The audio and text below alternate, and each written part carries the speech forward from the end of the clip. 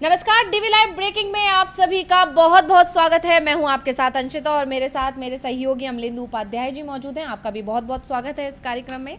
जैसे कि चुनाव आयोग को लेकर सुप्रीम कोर्ट ने कल जो सख्त रवैया अपनाया, जिस तरह से टिप्पणियां की, जिस तरह से चुनाव आयोग से वही सवाल पूछे जो विपक्ष लगातार सवाल उठा रहा था, जो संदेह विपक्ष को था वो ही सवालों में नजर आया सुप्रीम कोर्ट के भी। और उसके बाद सुप्रीम कोर्ट ने जो टिप्पणियां की, जो फैसले सुनाए, जिस तरह से आधार कार्ड को मंजूरी दी, उसको लेकर अब विपक्ष बेहद उत्साहित नजर आ रहा है। क्योंकि एक तरह से कहा जा सकता है कि ये विपक्ष की बड़ी जीत है, क्योंकि इसमें कोई दो राय नहीं है। लगातार खबरें चल रही हैं।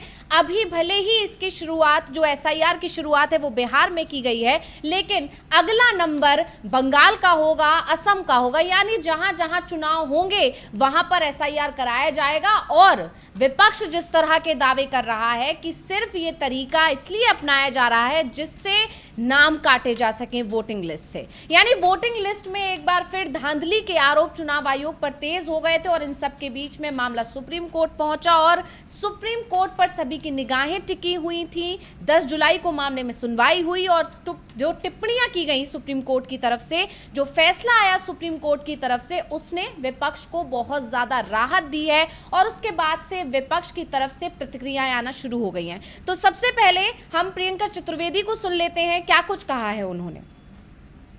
तो अब अमलेंदु जी, आपके पास आना चाहूंगी। प्रियंका चतुर्वेदी को भी हम सुनेंगे, लेकिन जिस तरह से विपक्ष की प्रतिक्रियाएं आ रही हैं, ये विपक्ष की बड़ी जीत है। और ये माना जा रहा है कि बिहार विधानसभा चुनाव में इसका बहुत ज्यादा असर देखने को मिलेगा। हाँ बिल्कुल, ये बड़ी जीत आप कह सकती हैं, और पहली जीत अभी कह सकते हैं। बड़ी जीत तो और आगे आएगी जब इस पर फाइनल फैसला आएगा। लेकिन जिस तरीके से सुप्रीम कोर्ट ने कल सवाल पूछे चुनाव आयोग से, और चुनाव आयोग उन सवालों में घिरा हुआ नजर आया, और चुनाव आयोग की तरफ से कोई स्पष्ट जवाब जो थे वो नहीं दिए जा सके। जो 3 सवाल उनसे पूछे गए कि भाई क्या आप नागरिकता जांच रहे हैं, तो नागरिकता जांचने का आपको अधिकार नहीं है। दूसरा, आपने इसमें आधार को शामिल क्यों नहीं किया। आधार के नाम पर बना हुआ जाति प्रमाण पत्र आप उसको शामिल कर रहे हैं, लेकिन आधार को आप शामिल नहीं कर रहे हैं। तो आप ये बताइए कि आपने इसको आधार को शामिल क्यों नहीं किया। दूसरा, कि आपने जो 11 दस्तावेज बताए हैं उनमें से कोई भी नागरिकता का प्रमाण पत्र नहीं है। अगर वो 11 दस्तावेज नागरिकता का प्रमाण पत्र नहीं है तो फिर आधार को आपने शामिल क्यों नहीं किया। अगर आपका ये कहना है कि साहब कि आधार जो अधिनियम है उसमें उसको नागरिकता का प्रमाण पत्र नहीं माना गया है, तो बाकी 11 भी जो दस्तावेज आपने दिए उनको भी नहीं माना जाता है नागरिकता का प्रमाण पत्र। तो ये है। तो तीसरी बात ये कि इतने कम समय में आप कैसे कर लेंगे। आपने अगर किसी व्यक्ति का नाम काट दिया और उसकी प्रक्रिया पूरे करने में 6 महीने से ज़्यादा का समय लगेगा, इसका मतलब वो मतदान नहीं कर पाएगा। आपने उसको मताधिकार से वंचित कर दिया। और फर्ज कीजिए कि आपने 3 करोड़ नाम काट दिए, तो क्या सबको मौका मिलेगा अपना बात रखने का। तो इस पर चुनाव आयोग घिरा हुआ नजर आया और उसने कहा कि हम सबको अवसर देंगे, बिना किसी का बताए हुए नाम नहीं काटा जाएगा, बिना नोटिस दिए नाम नहीं काटा जाएगा। ठीक है, बिना नोटिस दिए नाम नहीं काटा जाएगा, लेकिन नाम अगर कट जाएगा तो आपने उसको मताधिकार से वंचित कर दिया। फिर आप उसको नागरिकता न्यायाधिकरण में आप भेज रहे हैं, तो आप कौन होते वही न्याय उसमें भेजने के लिए, न्यायाधिकरण में भेजने वाले। ये सुप्रीम कोर्ट की तरफ से सवाल पूछे गए, और ये सारी बातें जो थी, ये सवाल जो थे, ये विपक्षी दल जो गए थे वहाँ, जो याचिकाकर्ता थे, उनकी तरफ से भी सारे सवाल उठाए गए थे। तो चुनाव आयोग काफ़ी ज़्यादा घिरा हुआ नजर आया।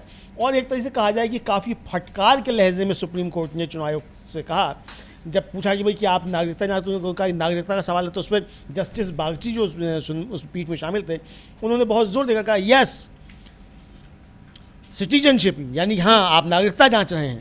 तो ये मतलब सवाल किया गया कि आपके पास ये अधिकार है ही नहीं कि आप नागरिकता जांच सकें, तो आप वो काम कर रहे हैं। तो एक बड़ा झटका एक तरीके का आया जाता है चुनाव आयोग को। फिर आखिर में जब ये आदेश लिखा जा रहा था, तो उनके वकील जो थे राकेश द्विवेदी साहब, उन्होंने कहा कि साहब इसमें ये भी जोड़ दीजिए कि चुनाव आयोग का विवेकाधिकार है।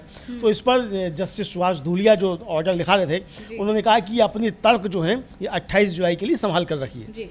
यानी कि 28 जुलाई को आप बात कीजिए, ये सारे तर्क जो आप दे रहे हैं, यानी एक तरह से कहा जाए ये तर्क नहीं है, कुतर्क हैं, तो आप इनको संभाल कर रखिए। और जो आदेश दिया है उस आदेश में साफ ये कहा गया कि चूंकि याचिकाकर्ताओं ने इस पर स्टे की मांग नहीं की है, तो इसलिए हम स्टे नहीं लगा रहे हैं। चुनाव आयोग ने यहाँ आकर खुद कहा है कि वो जो मसौदा सूची है उसको 1 अगस्त से पहले जारी नहीं करेगा। 28 जुलाई अगली तारीख लगी हुई है, तो इसलिए उससे पहले आप इसको जारी नहीं करेंगे। 28 जुलाई को जो भी बात होगी उस पर आइए। तो ये एक बड़ी जीत समझी जा रही है, चूँकि अपने आदेश में ये कहा है सुप्रीम कोर्ट ने कि आप आधार कार्ड, मतदाता पहचान पत्र और राशन कार्ड, इन 3 को भी विचार करेंगे मतदाता को करने के लिए। तो एक बड़ी जीत है। और सबसे महत्वपूर्ण बात जो जिस पे गया था मुकदमा, ये सब लोग गए थे कि नागरिकता जांचने का अधिकार चुनाव आयोग को नहीं है, तो अब और स्टेट की ये जिम्मेदारी है कि वो ये साबित करे कि अगर मैं नागरिक नहीं हूं तो मुझको बताया कि आपकी नागरिकता नहीं है। तो ये स्टेट की जिम्मेदारी है, चुनाव आयोग के पास ये अधिकार नहीं है। तो ये महत्वपूर्ण बात रेखांकित की गई दोनों जजेस के द्वारा जो उस पीठ में थे। तो ये एक बड़ा झटका जो है चुनाव आयोग को, और ये बड़ा झटका एक भारतीय जनता पार्टी को भी लगा। अंशुता जी बिल्कुल, लगातार जो बातें विपक्ष की तरफ से कही जा रही थी, ये भी बात निकल कर आई थी कि ये काम गृह मंत्रालय का होता है, इसमें चुनाव आयोग का काम नहीं होता। ये सारी चीजें भी सुप्रीम कोर्ट में कोर्ट की तरफ से, जजों की तरफ से कही गई और सवाल भी कई पूछे गए। सबसे पहले प्रियंका चतुर्वेदी को सुनते हैं, क्योंकि जैसे कि हम लगातार कह रहे हैं विपक्ष की ये पहली जीत हुई है और वो उत्साह विपक्ष के अंदर दिखाई दे रहा है। तो प्रियंका चतुर्वेदी को सुनते हैं, क्या कुछ कहा उन्होंने। की जीत है, अपोजिशन की जीत है या चुनाव आयोग की जीत है? चुनाव आयोग की जीत है। मुझे तो लगता है ये सुप्रीम कोर्ट की जीत है, क्योंकि जिस तरीके से सुप्रीम कोर्ट ने एक निर्णय लिया, वो एसआईआर का जो सर्वे है वो कंटिन्यू होगा, पर उन्होंने कुछ ऐसे डॉक्यूमेंट्स जो अब तक एक्सेप्ट नहीं करे थे, जैसे आधार हुआ, आधार को एक्सेप्टेंस दिया है उन्होंने, और फाइनल डिसीजन जो है वो अभी पेंडिंग है। तो मैं मानती हूं कि इसमें खास करके जनता का जरूर फायदा हुआ है, क्योंकि आधार के जो आधार दिखा रहे थे उनका नाम खारिज किया जा रहा था, कह रहे थे डोमिसाइल सर्टिफिकेट लाइए, अब उसको मान्य किया है तो उसको हम वेलकम करते हैं। पर मेरे हिसाब से इलेक्शन कमीशन ऑफ इंडिया को इस समय पर इलेक्शन से 5 महीने पहले ये पूरी एक्सरसाइज करने की जरूरत क्यों पड़ी? क्या उनको पता नहीं था बिहार में इलेक्शंस आ रहे हैं? क्या ये प्रक्रिया पहले नहीं हो सकती थी? तो लोगों के मन में शंका डालना, और महाराष्ट्र में हमने उसका फॉलो आउट देखा है, और अब खुलेआम ही करना कहीं ना कहीं दिखाता है कथनी और करनी में अंतर है। तो अभी हम प्रियंका चतुर्वेदी को सुन रहे थे, इस पर और चर्चा करेंगे अमलेंदु जी, क्योंकि लगातार ये मुद्दा अब गरमाया रहेगा। और जिस तरह से इन्होंने भी जिक्र किया कि बिहार विधानसभा चुनाव के बारे में क्या जानकारी नहीं थी, यानी विपक्ष बार बार बिहार विधानसभा चुनाव के दौरान इस मुद्दे को उठाएगा। लेकिन इस वक्त जो बड़ी खबर आ रही है वो राहुल गांधी के उड़ीसा पहुंचने की आ रही है। राहुल गांधी और मल्लिकार्जुन खड़गे, जो कि कांग्रेस के अध्यक्ष हैं, वो दोनों उड़ीसा पहुंच चुके हैं और वहां पर 12 बजे से उनका एक कार्यक्रम होना था, जिसको लेकर और क्या कुछ जानकारी अमलेंदु जी आपके पास आना चाहूंगी। हाँ अंशिता, एक तो कांग्रेस अध्यक्ष मल्लिकार्जुन खड़गे और नेता विपक्ष राहुल गांधी जो हैं, आज उनको दोपहर 12 बजे भुवनेश्वर में बारामुंडा मैदान है, वहाँ एक जनसभा संबोधित करनी थी। तो राहुल गांधी भुवनेश्वर पहुंच चुके हैं, अभी सभा स्थल पर नहीं पहुंचे। जब पहुंचेंगे तो वो भी हम अपने नागरिकों, अपने दर्शकों को जानकारी देंगे उसकी। और 3 बजे जो है वो पॉलिटिकल अफेयर्स कमेटी के साथ अपनी बैठक करेंगे पार्टी के, और दोपहर 3:40 पर प्रदेश पदाधिकारियों और विधायकों के साथ बैठक करेंगे। इस बीच वहाँ एक बड़ी खबर ये है अंशिता कि स्टेट का जो रोडवेज है वहाँ का, उसके कर्मचारी हड़ताल पर चले गए हैं, ड्राइवर हड़ताल पर चले गए हैं। इसको लेकर भक्तचरण दास जो वहाँ के प्रदेश कांग्रेस के अध्यक्ष, उन्होंने अपील की ड्राइवर से कि भाई आप इसको अभी एक दिन के लिए आप अपना आंदोलन स्थिर कीजिए, आपकी लड़ाई हम भी लड़ेंगे। और राज्य सरकार से कहा कि भाई आप जानबूझ के इनकी मांगे नहीं मान रहे हैं, बाद में आप मानेंगे, ताकि राहुल गांधी की सभा को डिस्टर्ब किया जा सके। ये एक बड़ी बात है। तो भक्तचरण दास ने जो कहा हम उसको भी सुन सकते हैं कि भक्तचरण दास ने कहा क्या है। जी पहले हम भक्तचरण दास को सुनते हैं, क्या कुछ कहा उन्होंने, इस पर आगे इस पर चर्चा करेंगे। कम आपका तैयारी देख रहे हो, पूरे राज्य से लाखों लोग आने वाले हैं, लेकिन ड्राइवर एसोसिएशन को हाथ में रखे आज राज्य के सरकार जनता को भी परेशान कर रहा है। 4 दिनों से ड्राइवर लोग गाड़ी नहीं चला रहे हैं, जनता की हालत बहुत बुरा है, वो भी देख नहीं रहे हैं। और हमारे कार्यक्रम में ड्राइवर लोग गाड़ी नहीं चलाएंगे तो गाड़ी कैसे आएगा? इसको विफल करने का प्रयास, राजनीतिक प्रयास कर रहा है राज्य सरकार। इसलिए ड्राइवर भाइयों से मेरा अनुरोध है, आपके प्रति हमारा समर्थन है। आप लोग कल कम से कम बंद करो, कल से आपका आंदोलन बंद करो एक दिन के लिए। परसों से आपकी लड़ाई हम लड़ेंगे। हमारी कार्यक्रम को सफल होने दो। हमारे बीजेपी राज्य सरकार का हाथ का खिलौना आप मत बनो। आपको लड़ रहे हो तो ठीक से लड़ो, आपके लड़ाई में हम आपके साथ हैं। और राज्य सरकार से भी निवेदन है, जितना जल्दी हो सके इनका आंदोलन को प्रत्याहार करो, ड्राइवर लोगों का आंदोलन को प्रत्याहार करो। और इस तरह का रुकावट हमारे काम में करोगे तो आपके नेता आने के समय भी इस तरह का प्रतिरोध हम करेंगे, और इससे कड़ा से कड़ा प्रतिरोध करेंगे। देखेंगे हम कल कौन आएंगे, क्या कार्यक्रम रहेगा? कल हमारे नेता राहुल जी आ रहे हैं, जिनकी आवाज सुनने के लिए पूरा उड़ीसा तरस रहा है। हमारे अध्यक्ष मल्लिकार्जुन खड़गे जी आ रहे हैं, हमारे संगठन सचिव वेणुगोपाल जी आ रहे हैं, संगठन महासचिव वेणुगोपाल जी आ रहे हैं, हमारे शीर्ष 3 बड़े नेता आ रहे हैं जो कांग्रेस को यहां पर हम लोगों को चुने हैं उड़ीसा में लोगों की हालत और साथ देने के लिए, लोगों की दुख दर्द में काम करने के लिए हमको भेजे हैं। तो ऐसे स्थिति में हम काम कर रहे हैं, 5 महीना से लगातार मेहनत कर रहे हैं, लेकिन इस तरह का साजिश हो रहा है। इस साजिश का जवाब हम ठीक से देंगे। तो कांग्रेस भवन में कोई कार्यक्रम?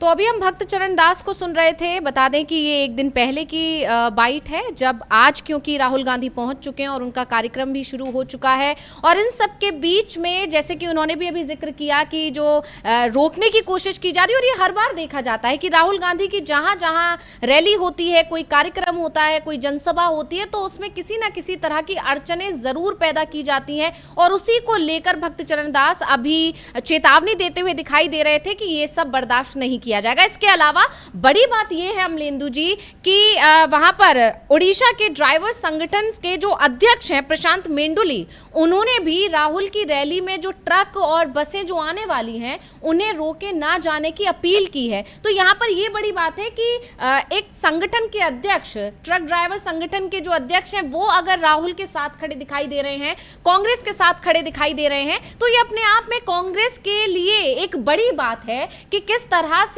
आम जनता का कांग्रेस को समर्थन मिल रहा है। जिस तरह से हम देखते रहे हैं कि राहुल गांधी लोगों से जाकर मिलते हैं, ट्रक ड्राइवरों से मिलना और किस आम जनता के बीच जाकर मुखातिब होते हैं। कभी दिल्ली से भी उनकी कई ऐसी तस्वीरें सामने आती हैं, हर जगह जहां जाकर वो दलित बस्तियों में जाकर लोगों से मिलते हैं। तो ये सारी चीज कहीं ना कहीं अब दिखाई दे रही है, इसका असर अब दिखने लगा है और आम जनता अब राहुल गांधी के साथ खड़ी होने लगी है। बिल्कुल अंशिता, आपने ठीक कहा कि आम जनता राहुल गांधी के साथ खड़ी होती दिखाई पड़ रही है। और ये जिस तरीके से ओडिशा में कई चीज़ें हुई हैं, एक तो अभी पिछले दिनों एक ज़बरदस्त आंदोलन एक कहा जाए विधानसभा के अंदर हुआ, कई कांग्रेसी विधायकों को निलंबित कर दिया गया, उनको परिसर में भी नहीं जाने दिया गया, मतलब विधानसभा परिसर में नहीं जाने दिया, और काफ़ी उसका हुआ। और यहाँ आकर उनकी जो कांग्रेस विधायक हैं फिरदौस शायद नाम है उनका, उन्होंने आज दिल्ली में आकर प्रेस कॉन्फ्रेंस भी की थी, और भक्त चरण दास ने भी दिल्ली में आकर प्रेस कॉन्फ्रेंस की थी ओडिशा के मामलों को लेकर के किस तरीके से। दूसरा वहाँ जो भगदड़ हुआ था उसके खिलाफ वहाँ काफ़ी आंदोलन हुआ, और उस आंदोलन में भी जो था वो कांग्रेस ने उसमें इनिशिएटिव लिया, आगे बढ़कर आंदोलन किया उसको, ये सारी चीज़ें आई। तो राहुल गांधी आज वहाँ जनता से वहाँ बातचीत करने गए हैं, उनकी बातें सुनने के लिए गए हैं, अपनी बात कहने के लिए गए हैं।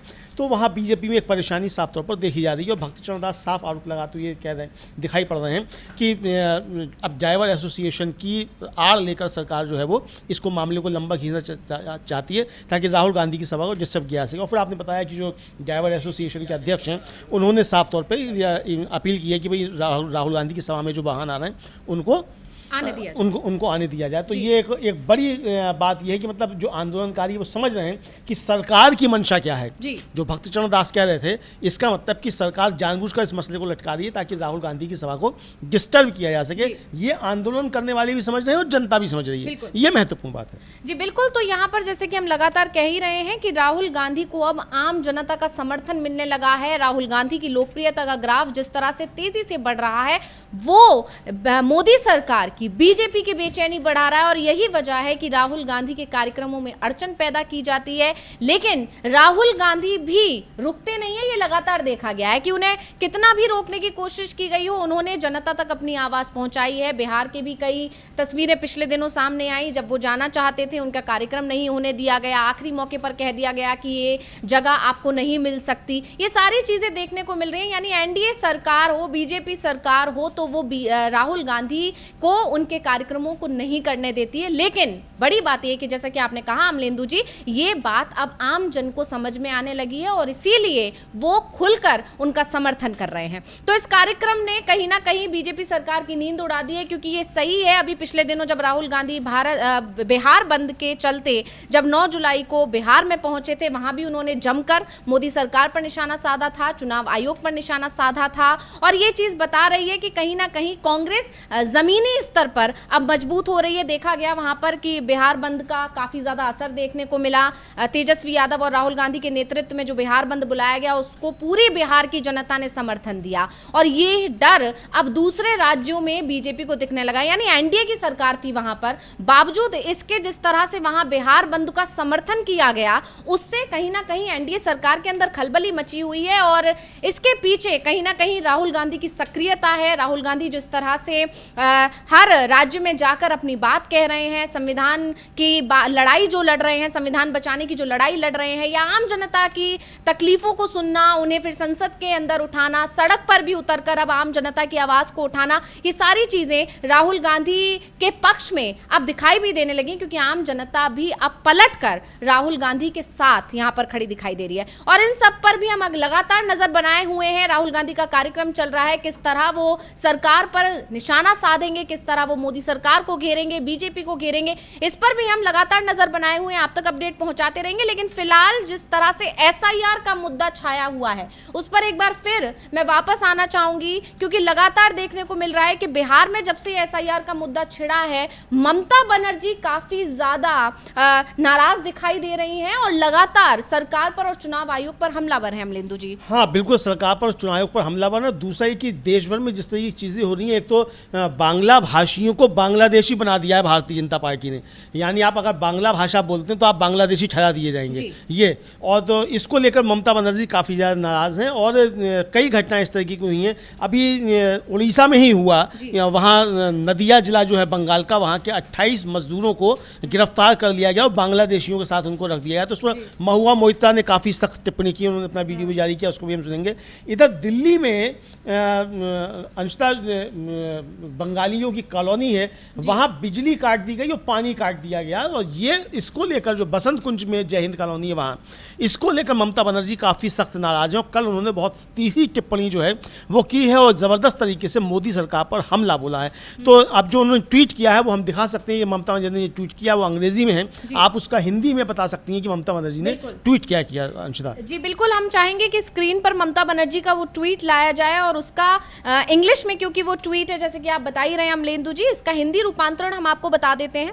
तो ममता बनर्जी ने लिखा है, नई दिल्ली के वसंत कुंज स्थित जय हिंद कॉलोनी से उत्पीड़न की चौंकाने वाली खबर सुनकर मैं बेहद परेशान हूं। ये बस्ती मुख्यतः बंगालियों की है जो शहर के असंगठित क्षेत्र का निर्माण करते हैं। कथित तौर पर भाजपा के नेतृत्व वाली सरकार के आदेश पर उनकी पानी की आपूर्ति काट दी गई, बिजली के मीटर जब्त कर लिए गए और परसों अचानक बिजली काट दी गई।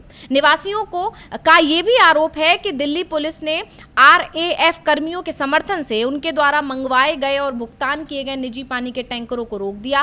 पिछले दिसंबर में दिल्ली पुलिस द्वारा एक और उल्लंघन के मामले का जो मामला निकल कर आया वो न्यायालय में विचाराधीन होने के बावजूद जबरन बेदखली की प्रक्रिया चल रही है। अगर आश्रय, पानी और बिजली के बुनियादी अधिकारों का हनन हो रहा है तो हम एक लोकतांत्रिक गणराज्य होने का दावा कैसे कर सकते हैं? बंगाल में 1.5 करोड़ से ज्यादा प्रवासी मजदूर हैं जो सम्मान के साथ रहते हैं, लेकिन भाजपा शासित राज्यों के बारे में ऐसा नहीं कहा जा सकता, जहां बंगालियों के साथ अपने ही देश में घुसपैठियों जैसा व्यवहार किया जा रहा है।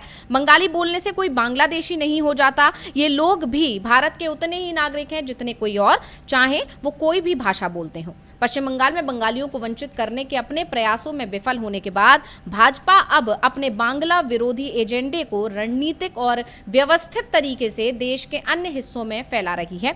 गुजरात, महाराष्ट्र, उड़ीसा और मध्य प्रदेश से परेशान करने वाली खबरें सामने आई हैं, जहां बंगाली भाषी लोगों को लक्षित उत्पीड़न का सामना करना पड़ रहा है और अब ये शत्रुता का पैटर्न राष्ट्रीय राजधानी तक पहुंच गया है। जब बंगाल के लोगों के साथ उनके ही देश में अतिक्रमणकारियों जैसा व्यवहार किया जाएगा तब तक हम चुप नहीं रहेंगे और बंगाल हर उत्पीड़ित आवाज के साथ एकजुटता से खड़ा है। हम इस मुद्दे को हर संभव हर मंच पर उठाएंगे। तो ममता बनर्जी ने एक बार फिर मोदी सरकार को चेतावनी दे दी है कि जो करने की कोशिश की जा रही है बंगाल विधानसभा चुनाव से पहले, जिस तरह से बंगाल के रहने वाले लोगों को बांग्लादेशी बताकर जो टारगेट किया जा रहा है और जो एक नया माहौल खड़ा करने की कोशिश की जा रही है, इसको बर्दाश्त नहीं किया जाएगा। हाँ बिल्कुल, ये इसको लेकर ममता बनर्जी ने साफ कहा है कि हम इसको जो है बर्दाश्त नहीं करेंगे और इसके खिलाफ आवाज़ उठाएंगे और ज़ोरदार तरीके से आवाज़ उठाएंगे, ये उनका ममता बनर्जी का कहना है। और बहुत लंबा चौड़ा ममता बनर्जी का ट्वीट है जिसको आपने पढ़कर सुनाया अभी अंशिता की, हिंदी का उसका अनुवाद आपने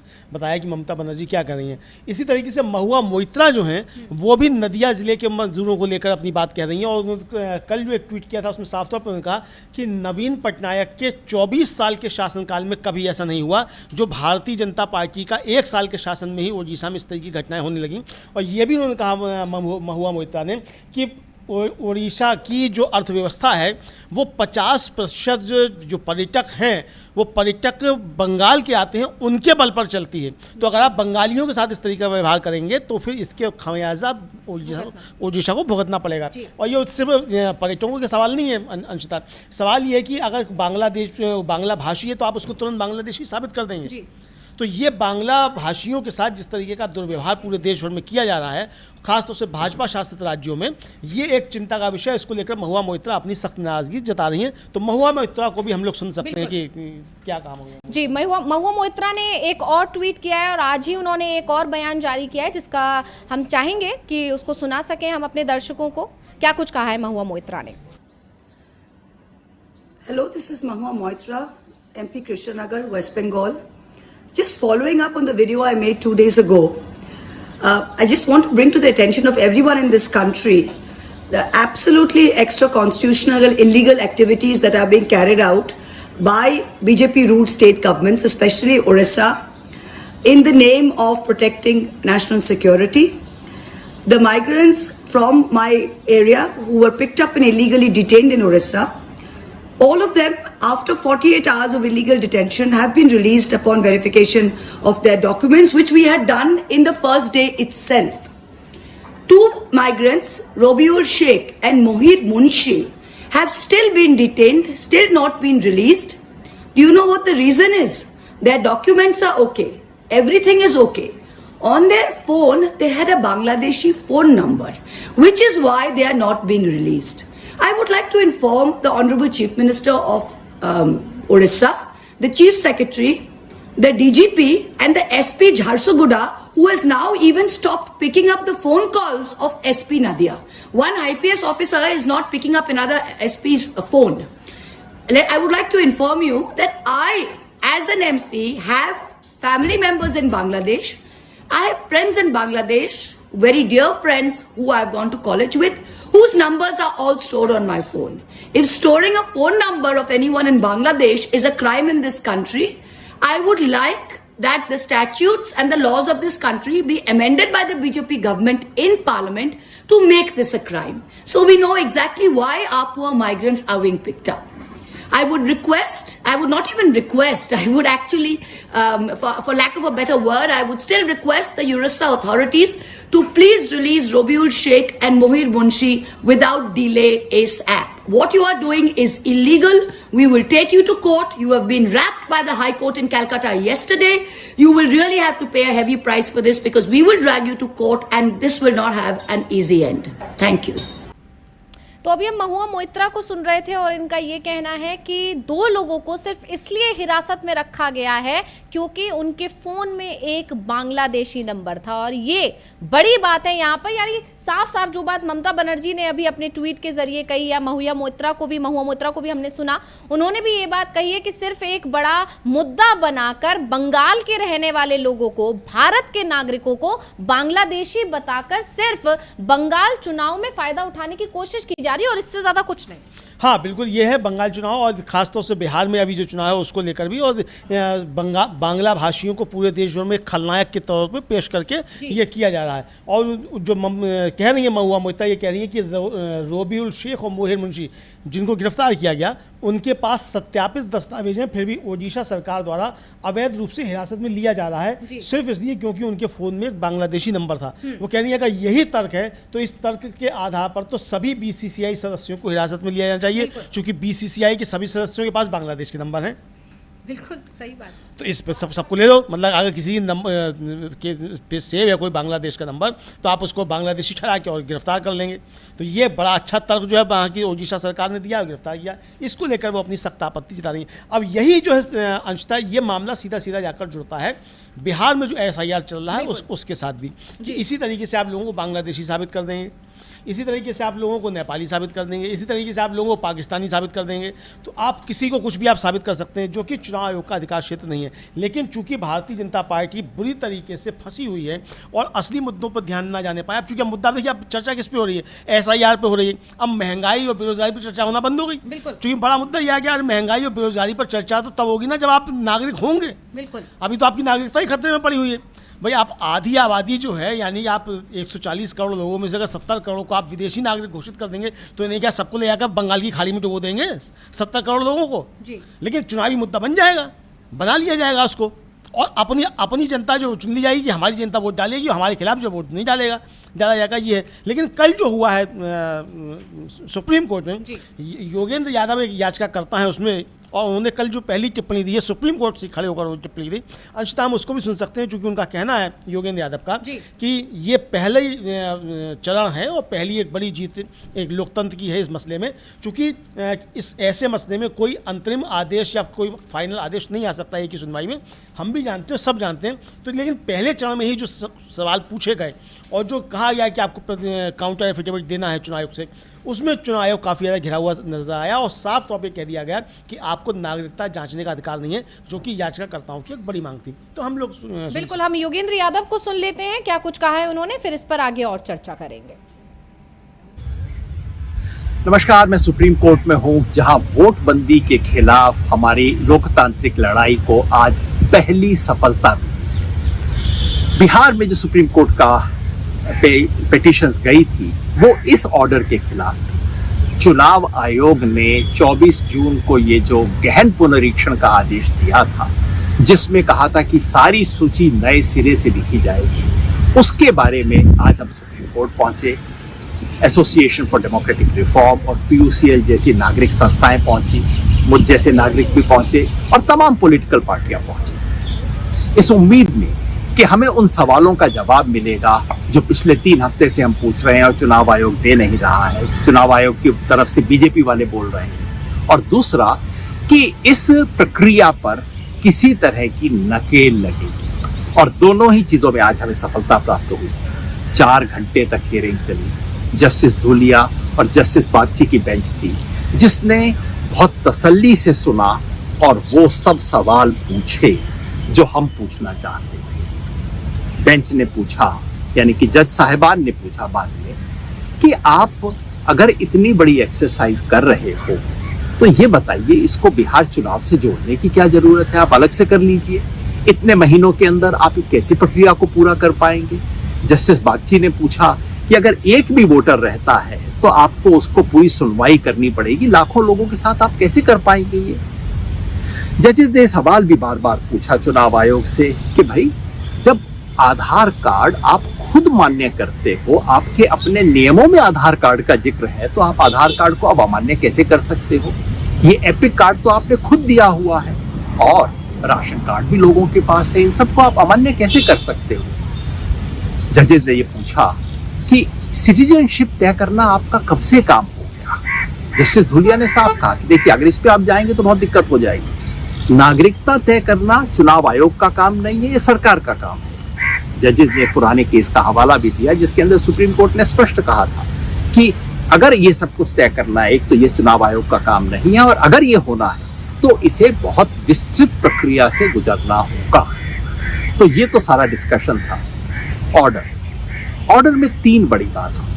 पहला, सुप्रीम कोर्ट का ऑर्डर, ये पहला ऑर्डर है और पहले ऑर्डर में हमेशा सब चीजों पे फैसला नहीं होता। जस्टिस धूलिया ने स्पष्ट किया कि देखिए आज हम अंतिम फैसला इस पे नहीं देंगे, इसकी उम्मीद भी नहीं, और किसी ने ये कहा भी नहीं था कि बीच रास्ते में SIR की एक्सरसाइज को आज रोक दिया जाए, वो स्टे की हमने मांग ही नहीं की थी। पहली बात, ऑर्डर में कहा गया है ये लोकतंत्र का सबसे बड़ा सवाल है, राइट टू वोट लोगों को है कि नहीं, उसका सवाल है। बार बार हम यही कह रहे हैं कि साहब ये तो राइट टू वोट का सवाल है, यूनिवर्सल एडल्ट फ्रेंचाइज पे प्रश्न चिन्ह है। सुप्रीम कोर्ट ने इस बात का संज्ञान लिया। दूसरी बात, सुप्रीम कोर्ट ने फैसला किया कि अगला कदम उठाने से पहले उन्हें सुप्रीम कोर्ट के पास वापस आना पड़ेगा। चुनाव आयोग की तरफ से कहा गया कि साहब अभी आप मत रोकिए। कोर्ट ने कहा बाद में रोक दें तो ठीक है ना। मतलब कोर्ट की एक जो डायरेक्शन है वो स्पष्ट है कि अगला कदम यानी कि 1 अगस्त को जो electoral roll, draft electoral roll publish करने हैं, उससे पहले चुनाव आयोग को सुप्रीम कोर्ट आना पड़ेगा। सुप्रीम कोर्ट जांच करेगा तभी अगला कदम उठा पाएगा। तो मेरे हिसाब से तो इसी को स्टे कहते हैं, और स्टे क्या चीज होती है। तीसरी और सबसे महत्वपूर्ण बात, सुप्रीम कोर्ट ने ऑर्डर में लिख के कहा और बार बार चुनाव आयोग के ऐतराज करने के बाद कहा कि नहीं, इसको तो हम लिखेंगे कि हमारी दृष्टि में न्याय तभी होगा अगर आधार कार्ड, एपिक कार्ड और राशन कार्ड को भी इस लिस्ट में शामिल कर लिया जाए। सुझाव के तौर पे लिखा, जैसा सुप्रीम कोर्ट की भाषा होती है, शराफत की भाषा होती है कि भैया शराफत से बोल रहे हैं, मान जाओ, नहीं तो ऑर्डर पास करना पड़ेगा। बिल्कुल स्पष्ट मुद्रा थी कोर्ट। इसलिए मैं समझता हूं कि आज इस संघर्ष को पहली सफलता मिली है। अभी ये गहन पुनरीक्षण की प्रक्रिया और वोटबंदी की प्रक्रिया रुकी नहीं है, अपेक्षा भी नहीं थी। कोर्ट थोड़ी रोकेगा उसको, बीच रास्ते में कभी नहीं रोका जाता, लेकिन उस पर नकेल कस दी गई है। अब जो होगा सुप्रीम कोर्ट की निगाह के अंदर होगा और हमें विश्वास करना चाहिए कि इससे वोटबंदी पर, लोगों का वोट का अधिकार छीनने पर अब ब्रेक लगेगी। लेकिन जो हमें आपको काम करना है वो जारी रखना होगा। सड़क पर सच्चाई को लाने की कोशिश हमें जारी रखनी होगी। चुनाव आयोग कहता है कि हमने तो 99% बिहार के लोगों में घर जाके एन्यूमरेशन फॉर्म दे दिए हैं। तो ये वीडियो सुनने के बाद आप बिहार में अपना जो भी रिश्तेदार है, 5 रिश्तेदारों के घर फोन कर लेना, पूछना उनके घर आगे आया है नहीं। और अगर एक भी कहता है कि नहीं आया, इसका मतलब इलेक्शन कमीशन झूठ बोल रहा है। इलेक्शन कमीशन ये भी दावा कर रहा है कि 57% लोगों ने तो फॉर्म भर के भी दे दिया है। हमने सर्वे किया तो पता लगा 40% लोगों के घर में अभी फॉर्म पहुंचा ही है। कुछ गड़बड़ हो रही है, इस पे निगाह रखनी होगी, सच को सामने लाना होगा, सड़क की, संसद की और संविधान की लड़ाई को जोड़ना होगा। शुक्रिया। तो अभी हम योगेंद्र यादव को सुन रहे थे और उन्होंने किस तरह से पूरे मामले को समझाया, कई चेतावनियां भी दी, ये भी कहा कि आप अगर आपका कोई बिहार में रहता है तो उन्हें ज़रूर कॉल करें, उनसे सवाल पूछें। ये सारी चीज़ें यहाँ पर हमने योगेंद्र यादव के इस वीडियो में सुनी जो उन्होंने अभी बयान दिया। तो यानी ये साफ है कि SIR का मुद्दा तेजी से उठ रहा है और जिस तरह से सुप्रीम कोर्ट में जो पहली सुनवाई हुई और उस पहली सुनवाई में विपक्ष के पक्ष में जो जाता हुआ दिखाई दिया सुप्रीम कोर्ट, या जो टिप्पणियां, जो सवाल लगातार विपक्ष की तरफ से किए जा रही थी, वही बातें सुप्रीम कोर्ट ने भी उठाई। तो इससे विपक्ष का उत्साह और ज्यादा बढ़ गया है और इसका असर बिहार विधानसभा चुनाव पर पड़ेगा। और बड़ी बात यह भी अमलेंदु जी की DV लाइव की खुद टीम भी वहां पहुंची थी और वहां पर जाकर जिस तरह से लोगों से बात की, लोगों में नाराजगी है चुनाव आयोग के इस आदेश के बाद से। और गौर करने वाली बात यह है कि चुनाव आयोग के इस आदेश को कहीं ना कहीं बीजेपी से ही जोड़कर देखा जा रहा है। मतलब आम जनता ये मान चुकी है, ये समझ चुकी है कि चुनाव आयोग जो कुछ भी कर रहा है वो बीजेपी के कहने पर कर रहा है और इससे बीजेपी के खिलाफ लोगों के अंदर गुस्सा पनप रहा है। यानी एक तरह से ये भी कहा जा सकता है कि चुनाव आयोग के जिस आदेश को अपने फायदे के लिए भुनाने की कोशिश बीजेपी की तरफ से की जा रही थी, या कह सकते हैं कि बीजेपी ये सपना सजा रही थी कि चुनाव आयोग ने जो ये आदेश दिया है इससे उसे बिहार विधानसभा चुनाव में अच्छा खासा फायदा होगा, तो कहीं ना कहीं अब ये आदेश उसके गले की फांस बनता जा रहा है, सिरदर्द बन रहा है। हाँ, बिल्कुल उसके गले की सिरदर्द बन रहा है। और चूंकि अब ये इस तरह के वीडियो भी वायरल हुए कि वो DM साहब जो हैं वो BLO को निर्देश दे रहे हैं कि भाई फॉर्म भर दो, किसी पास कागज नहीं है तब भी भर दो, फोटो नहीं है तब भी कर दो, इस तरीके का। और इसी तरीके का विज्ञापन भी जारी किया था चुनाव आयोग ने और फिर बाद में कहा कि नहीं, हमने इसमें कोई छूट नहीं दी है। तो ये एक कन्फ्यूजन फैलाने का प्रयास चुनाव आयोग ने किया। लेकिन ये बड़ा एक कह सकते हैं कि सुप्रीम कोर्ट की तरफ से एक बहुत करारा तमाचा जो कहा जा सकता है वो चुनाव आयोग के गाल पे पड़ा है कि आपको नागरिकता जांचने का अधिकार नहीं है और आप अंतिम मसौदा सूची जारी होने से पहले आप जो है पहले सुप्रीम कोर्ट आएंगे, वहाँ बातचीत होगी 28 जुलाई को, उसके बाद इस पर कोई आदेश आएगा तब फिर आगे उस पर पढ़ा जाएगा। और ये भी कहा चुनाव आयोग ने अंशिता कल कि भाई आप बिहार में अभी से करना क्यों चाहते हैं, आपको ये करना है तो पूरे देश भर में कीजिए, एक साथ कीजिए, और जब चुनाव ना हो तब कीजिए। आप बिहार के चुनाव के बाद इसको कर सकते हैं, आखिर दिक्कत क्या है? और बिहार में ही अभी क्यों, ये सारे भी सवाल उठे। तो बहुत सारे सवाल उठे इसको लेकर। कल जो एक प्रमुख प्रतिक्रिया दी पप्पू यादव ने, जो कि निर्दलीय सांसद हैं पूर्णिया से, और वो सबसे पहले उन्होंने ही घोषणा की थी बिहार बंद की, और फिर उसके बाद इंडिया गठबंधन इस बिहार बंद में शामिल हुआ। तो फिर पूरे बिहार में ज़बरदस्त तरीके से इसकी सफलता हुई और आम जनता सड़कों पर उतरी, और ज़बरदस्त तरीके से असल में वहाँ जो आपने बात कही वो है कि चुनाव आयोग के खिलाफ नहीं, बल्कि ये गुस्सा मोदी जी और मोदी सरकार के खिलाफ बढ़ता चला जा रहा है, बीजेपी के खिलाफ बढ़ता चला जा रहा है कि चुनाव आयोग जो कर रहा है वो बीजेपी के कहने पर कर रहा है, बीजेपी के इशारे पर कर रहा है, और चुनाव आयोग बीजेपी का गुलाम बन गया है। इस तरीके की तमाम बाइट्स आम लोगों की वो आई हैं, अंशिता, जो सोशल मीडिया पर भी तैर रही हैं। हम लोगों के भी, हमारे जो संवाददाता हैं समीर आत्मज मिश्र जी, वो थे वहाँ, उन्होंने वहाँ आम लोगों से बातचीत की। उन लोगों का, तमाम लोगों का यही कहना था कि ये चुनाव आयोग नहीं, इसके पीछे तो बीजेपी है। और एक तो जेपी सेनानी थे, लोकतंत्र सेनानी, उन्होंने साफ तौर पर कहा कि मोदी जी ये सब गड़बड़ मत कीजिए, आपको इसका नुकसान उठाना पड़ेगा। तो यानी कि अब ये गुस्सा जो है आम नागरिकों का, वो मोदी सरकार के खिलाफ हो रहा है कि ये मोदी सरकार जो है वो आम नागरिकों का मताधिकार और उनकी नागरिकता छीनने का प्रयास कर रही है। तो पप्पू यादव ने जो ट्वीट किया उसको आप बता सकती हैं। जी बिल्कुल, पप्पू यादव ने लिखा है कि चुनाव से ठीक पहले वोटबंदी करने की चुनाव आयोग की गंदी नीयत को माननीय सुप्रीम कोर्ट ने बेनकाब कर दिया। आखिर चुनाव आयोग को संविधान की किस धारा से नागरिकता तय करने का अधिकार मिला? उसे आधार को निराधार और खुद के द्वारा जारी मतदाता पहचान पत्र को खारिज करने की ताकत कहां से मिली?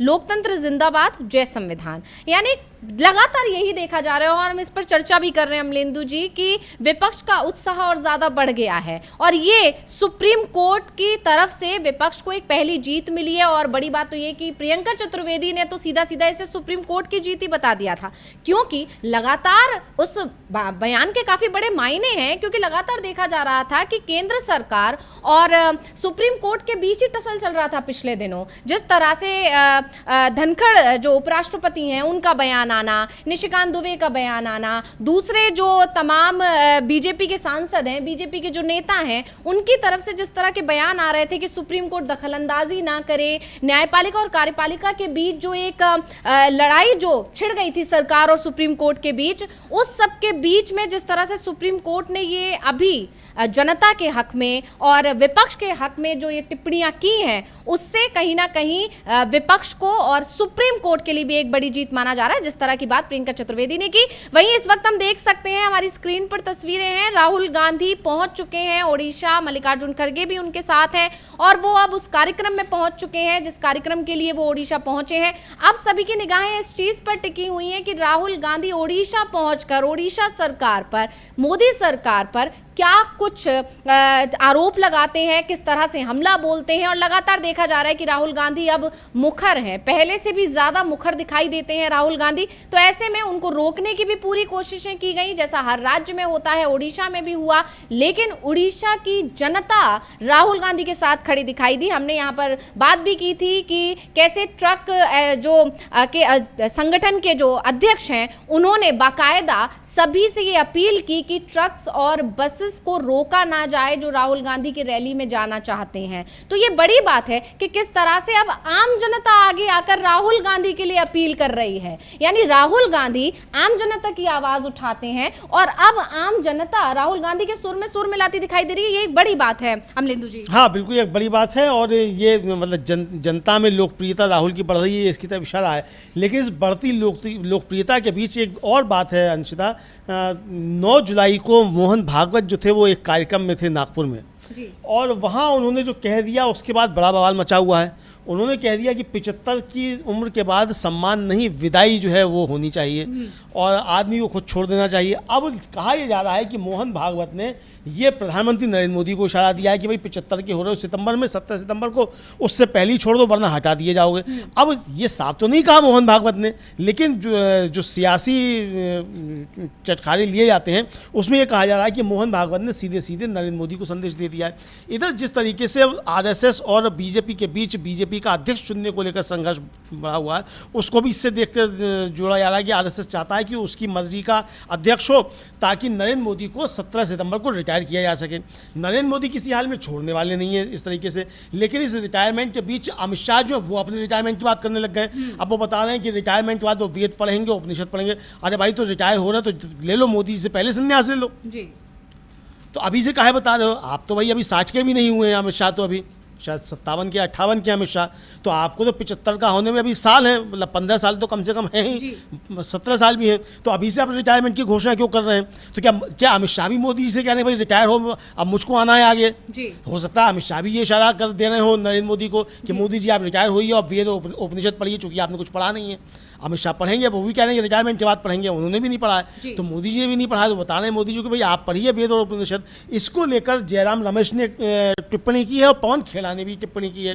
कांग्रेस की तरफ से इसको लेकर टिप्पणी आई है। अंशिता जी बिल्कुल, लगातार अब कांग्रेस ने इस मुद्दे को उठा लिया। इससे पहले संजय राउत ने भी इस मुद्दे को लेकर मोदी सरकार पर, पीएम मोदी पर निशाना साधा था। और ये बड़ी बात जैसे कि आपने भी कही अमलेंदु जी, लगातार ये मुद्दा गरमाया हुआ है। बीजेपी अध्यक्ष का चुनाव जिस तरह से लगातार टाला जा रहा है, बीजेपी की तरफ से कोशिश है कि जेपी नड्डा ही उस पद पर बने रहें, क्योंकि सभी का ये मानना है कि जेपी नड्डा सिर्फ रिमोट की तरह काम करते हैं, यानी सारे फैसले मोदी जी और पीएम मोदी और अमित शाह की तरफ से लिए जाते हैं, दो आला कमान की तरफ से लिए जाते हैं। जेपी नड्डा को जो कह दिया जाता है वो करते हैं। और वहीं दूसरी तरफ आरएसएस की पकड़ अब ढीली होती जा रही है बीजेपी पर। इसी वजह से आरएसएस चाहता है कि अब अध्यक्ष उसकी पसंद का आना चाहिए, और यही वजह है क्योंकि दोनों के बीच सहमति नहीं बन पा रही है और लगातार चुनाव टलता चला जा रहा है। लेकिन अब मोहन भागवत का बयान आया है और उससे एक बार फिर अटकलों ने जोर पकड़ लिया है। और इस सब के बीच में जो जयराम रमेश ने ट्वीट किया है, पहले हम आपको वो पढ़कर सुना देते हैं। जयराम रमेश ने किस तरह से इस मुद्दे पर चुटकी ली है ये कहा जा सकता है। तो जयराम रमेश ने लिखा है, बेचारे अवार्ड जीवी प्रधानमंत्री, कैसे घर वापसी है ये? लौटते ही सरसंघ चालक के द्वारा याद दिला दिया गया है कि 17 सितंबर 2025 को वो 75 साल के हो जाएंगे। लेकिन प्रधानमंत्री सरसंघ चालक से भी कह सकते हैं कि वो भी तो 11 सितंबर 2025 को 75 के हो जाएंगे। एक तीर दो निशाने, यानी यहाँ पर अभी मतलब जैसे देखा जा सकता है कि हमने कहा चुटकी ली है उन्होंने, क्योंकि आपने देखा होगा बीजेपी का आईटी सेल पूरा इस प्रचार प्रसार में लगा था कि कैसे पीएम मोदी जब दूसरे देशों में गए हैं तो उनका सम्मान हुआ है, सर्वोच्च सम्मान मिला है, और उसकी खुशी वो पूरी तरह नहीं मना पाए हैं। उससे पहले मोहन भागवत ने उन्हें एक झटका दे दिया है, याद दिला दिया है कि अब जो ये प्रधानमंत्री के तौर पर आप जो विदेश दौरे करते रहते हैं, सर्वोच्च सम्मान जो लेते रहते हैं, वो अब ज्यादा दिन का नहीं रह गया है, मतलब अब आपको रिटायर हो जाना चाहिए। हाँ बिल्कुल, रिटायरमेंट की बात हो रही है। और जैसा मैंने कहा अंशिता कि क्या अमित शाह भी संदेश दे रहे हैं कि मोदी जी रिटायर होइए, मोहन भागवत भी कह रहे हैं, विपक्षी कह रहा है कि मोदी जी को संदेश दिया जा रहा है कि मोदी जी अब रिटायर होइए, बहुत हो गया आपको, बहुत आपने जो है मौज ले ली, ये कहा जा रहा है। अब मोदी जी इतनी आसानी से छोड़ने वाले नहीं हैं, वरना फिर लंगड़ी सरकार नहीं चलाते मोदी जी, लंगड़ी सरकार मोदी जी चला रहे हैं। तो ये है। लेकिन इसको लेकर पवन खेड़ा जो कांग्रेस के प्रवक्ता हैं, उन्होंने भी अपनी बात रखी है अंशिता, उनको भी हम लोग सुन सकते हैं। बिल्कुल, पवन खेड़ा को सुनते हैं, उसके बाद इस पर आगे चर्चा करेंगे। दोस्तों, कल मोहन भागवत जी ने एक खुशखबरी दी। अक्सर वो खुशखबरी देने के लिए नहीं जाने जाते, लेकिन कल दी। उन्होंने कहा कि 75 साल का होने के बाद इंसान को किसी और को मौका देना चाहिए। अभी खुशखबरी क्यों है? खुशखबरी ये इसलिए है कि 11 सितंबर को मोहन भागवत खुद 75 के हो रहे हैं और 17 सितंबर को नरेंद्र मोदी जी 75 के हो रहे हैं। मैं अक्सर सोचता हूं कि अगर नरेंद्र मोदी जी सियासत में ना होते तो क्या करते, कहां होते? मुझे लगता है वो बॉलीवुड में होते। खैर, अब वो बॉलीवुड में तो नहीं गए, तो बॉलीवुड तो बच गया, लेकिन देश नहीं बच पाया। 11 साल से जो इस देश की हालत की है, संविधान की हालत की है, संवैधानिक संस्थाओं की हालत की है, अब 17 सितंबर को उससे हमें निजात मिलेगी और 11 सितंबर को भी निजात मिलने का पहला कदम होगा, क्योंकि इसी की जोड़ी है, जोड़ी है इन दोनों की। इसी ने संविधान की ये हालत की है, इसी ने देश की आत्मा के साथ खिलवाड़ किया है। तो एक हर्षोल्लास की लहर पूरे देश में कल शाम से दौड़ गई, जब से मोहन भागवत जी का ये बयान सबके सामने आया। तो आप सब खुश हो जाइए, क्योंकि भारत की आत्मा के, भारत के संविधान के अच्छे दिन आने वाले हैं, क्योंकि नरेंद्र मोदी और मोहन भागवत जाने वाले हैं। जय हिंद, जय संविधान, जय भारत। को भी हम सुन रहे थे और पवन खेड़ा ने भी वही बात दोहराई है कि कहीं ना कहीं आरएसएस के चीफ मोहन भागवत ने पीएम मोदी को यह संदेश दे दिया है कि अब आपका समय पूरा हो चुका है और अब किसी दूसरे को आना चाहिए। लेकिन बड़ी बात यही है कि ये सारे फैसले तभी हो पाएंगे जब बीजेपी अध्यक्ष बदला जाए और उसी पर ही बीजेपी आलाकमान यानी मोदी और अमित शाह ने अभी ब्रेक लगा रखा है, क्योंकि वो चुनाव होने नहीं दे रहे हैं। जिस तरह के आरोप अंदर खाने भी यही खबरें चल रही हैं। हाँ बिल्कुल, अंदर खाने भी यही खबरें चल रही है, क्योंकि आरएसएस अपने मन का बनाना चाहता है। खबरें ये चल रही हैं कि आरएसएस संजय जोशी को बनाना चाहता है। अब किसको बनाना चाहता है वो आरएसएस जाने, हम नहीं कह सकते। लेकिन मोदी जी चाहते हैं कि जेपी नड्डा बने रहें जी। तो ये मोदी जी की तरफ से दबाव, तो इसलिए बार बार वो अध्यक्ष का चुनाव चल रहा है। कभी कोरोना का बहाना, कभी किसी का बहाना, कभी किसी बात का बहाना। अब बहाना आ जाएगा कि बिहार में चुनाव है तो इसलिए अब रोक दिया जाए। तो ये सारे बहाने चलते रहेंगे, लेकिन ये साफ तौर पर दिख रहा है कि संघर्ष जो है वो निश्चित तौर पर उनके बीच चल रहा है, कुछ ना कुछ आरएसएस और मोदी जी के बीच। अब मोदी जी को संदेश दिया है भागवत ने कि भागवत ने खुद के लिए कहा है, ये तो भागवत जी जाने, क्योंकि भागवत जी इशारों में बात कहते हैं काफ़ी ज़्यादा। इससे पहले भी कह चुके हैं ये आदमी को खुद को देवता नहीं समझ लेना चाहिए, ये भी मोदी जी के लिए कहा था। और मतलब जो नारे थे सरकार को लेकर के कि इतना पार हो जाएगा बहुमत को, उसको भी लेकर भी कहा था कि साहब वो सबक सिखा देती है जनता। तो अब ये मोदी जी ने सबक सीखा नहीं सीखा हमें नहीं मालूम, लेकिन क्या भागवत जी सीधे सीधे संदेश दे रहे हैं मोदी जी को, तो कहे खुलकर। और अगर नहीं उनके लिए कह रहे हैं तो कहें कि उनको लेकर नहीं कह रहे हैं। लेकिन मुझे लगता है शायद भागवत जी हिम्मत नहीं जुटा पा रहे हैं मोदी जी के खिलाफ खुलकर कुछ बोलने की, लेकिन अंदर ही अंदर कुछ चीज़ें चल रही हैं, ऐसा लगता है अंशिता जी। बिल्कुल, लगातार मोहन भागवत अपनी नाराजगी जाहिर करते रहे हैं। आपको याद होगा जब जेपी नड्डा ने बयान दे दिया था कि अब ज़रूरत नहीं है बीजेपी को, आरएसएस को अपने कामों में लगना चाहिए। उसके बाद जिस तरह से जब चुनाव के नतीजे आए और आपने भी अभी कहा लंगड़ी सरकार, बैसाखियों पर टिकी हुई सरकार जिस तरह से बीजेपी चलाने पर मजबूर है, उसके बाद से ही देखा जा रहा है कि जेपी नड्डा के खिलाफ नाराजगी आरएसएस की बढ़ी है और आरएसएस खुलकर लगातार बीजेपी पर और खासकर मोदी पर, अमित शाह पर और जेपी नड्डा पर निशाना साधता दिखाई दिया है। आरएसएस की तरफ से ये बताया गया है कि आप हमारे बिना कुछ भी नहीं है और इसीलिए कहीं ना कहीं बार बार ये देखा गया कि बीजेपी को भी इस बात का जब लोकसभा चुनाव में एहसास हो गया तो उसके बाद से आरएसएस को मनाने की कोशिशें भी लगातार की गई। जेपी नड्डा बाकायदा पहुंचे थे और वो तस्वीरें निकलकर सामने आई थी। फिर हरियाणा चुनाव से पहले आरएसएस को मनाने की कोशिश की गई, मोहन भागवत की सिक्योरिटी बढ़ाई गई, ये सारी चीजें की गई। लेकिन आरएसएस अपनी मांग पर अब अड़ा हुआ है। आरएसएस ये मान चुका है कि बीजेपी अध्यक्ष अब उसकी पसंद का होगा। जैसे कि आपने कहा संजय जोशी, वसुंधरा राजे, ये वो नाम है जिससे पीएम मोदी की तनातनी देखने को मिली है। जो इतिहास उठाकर आप देखें तो इनके बीच बहुत ज़्यादा तल्खियां देखने को मिली हैं और इसीलिए अब आरएसएस चाहता है कि बीजेपी अध्यक्ष पद पर कोई ऐसा बैठना चाहिए जो पीएम मोदी और अमित शाह पर हावी हो, ना कि उनके रिमोट से वो चले। और इसीलिए ये लड़ाई बनी हुई है और बीजेपी अध्यक्ष पर कोई भी फैसला अभी तक नहीं हो पा रहा है।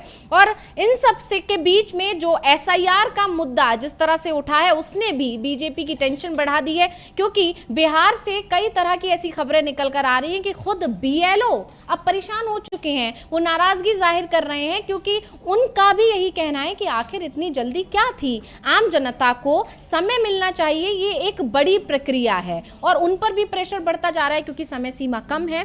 तो कई बीएलओ ने भी इस चीज को लेकर नाराजगी जाहिर की है। अब बीएलओ भी नाराज हैं, बिहार में रहने वाले लोग नाराज हैं, बिहार छोड़कर जो नौकरियों की तलाश में, काम की तलाश में दूसरे राज्यों में जो रह रहे हैं बिहारी, उनकी भी परेशानियां बढ़ी हुई हैं कि वो कैसे अपना काम धंधा छोड़कर बिहार जाएं चुनाव से पहले और ये सारे दस्तावेज इकट्ठे करके दें। कई लोगों के पास दस्तावेज नहीं है। ये नाराजगी यानी पूरी बिहार की जनता जो बिहार में रह रहे हैं या बिहार के बाहर रह रहे हैं, वो लोग इस बात से बहुत ज्यादा नाराज हैं और बिहार में तो इसका असर दिखेगा ही दिखेगा। इसका असर आने वाले चुनावों में दूसरे राज्यों में भी दिखेगा। अगर चुनाव आयोग ने ये प्रक्रिया दूसरे राज्यों में भी कंटिन्यू की तो ये बड़ी बात यहां पर देखने को मिल रही है कि बीजेपी की चिंता अब बढ़ने वाली है। हाँ, बीजेपी की चिंता बढ़ने वाली है अंशना, निश्चित तौर पे। चूंकि ये चुनाव आयोग में जिस तरीके से सुप्रीम कोर्ट में घिरा है और 28 जुलाई को जब बहस होगी तो एक बड़ी इस पर बात हो सकती है, ये देखने में आ रहा है। और इस कार्यक्रम के अंत की तब बढ़े अंशिता, उससे पहले एक ब्रेकिंग खबर ये है कि जो एक उदयपुर फाइल्स पिक्चर आ रही थी उसको रिलीज ना किया जाए, इसको लेकर मतलब ये याचिका गई थी कि कांवड़ यात्रा समाप्त होने तक इसको रिलीज़ ना किया जाए। उसको याचिका को सुप्रीम कोर्ट ने खारिज कर दिया और खारिज करते हुए ये कहा कि चूंकि पहले ही इस पर दिल्ली उच्च न्यायालय जो है वो इसकी रिलीज़ पर रोक लगा चुका है, तो इस समय इस याचिका को सुनने का कोई मतलब नहीं है।